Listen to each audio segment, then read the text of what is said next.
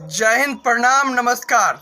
तो पवन सिंह 2024 के लोकसभा काराकाट से लड़ने का तो हैंडल सोशल मीडिया की तरफ से कहा गया था, लेकिन अब एक वीडियो के जरिए काराकाट के जनता जनार्दन से अनुरोध और मैसेज किस प्रकार से पवन सिंह कल 16 अप्रैल 2024 को अपने सोशल मीडिया के जरिए एक छोटा सा वीडियो के माध्यम से पवन सिंह कैसे दिए हैं वो थोड़ा आपको देखना होगा।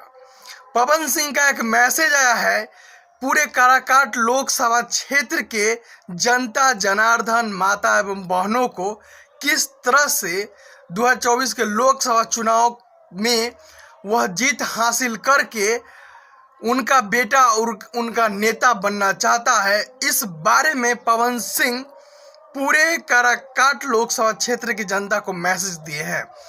पवन सिंह का थोड़ा सा वो वीडियो देख लीजिए, वो जो जिस वीडियो में वो मैसेज कर रहे हैं पूरे काराकाट लोकसभा क्षेत्र से, वो थोड़ा देख लीजिए, उसके बाद कमेंट करके बताइएगा।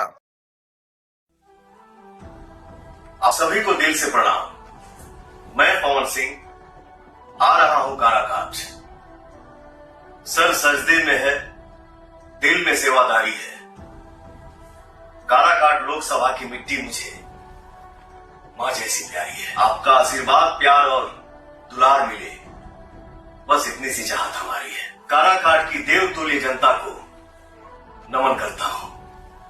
आपका प्यार मिले, आपका बेटा आपका नेता बने और मुझे सेवा करने का अधिकार मिले। जय हिंद, जय बिहार, जय काराकाट की जनता। प्रणाम। पवन सिंह के तो सुन लिए होंगे किस प्रकार से काराकाट लोकसभा क्षेत्र के जनता से अनुरोध एवं मैसेज करके अपने वीडियो के जरिए मैदान में कूदने जा रहे हैं। यानी उनके सामने है एनडीए के प्रत्याशी उपेंद्र कुशवाहा जी और निर्दलीय पार्टी से माननीय पावर स्टार पवन सिंह काराकाट लोकसभा क्षेत्र से 2024 के लोकसभा क्षेत्र में मैदान में उतर चुके हैं।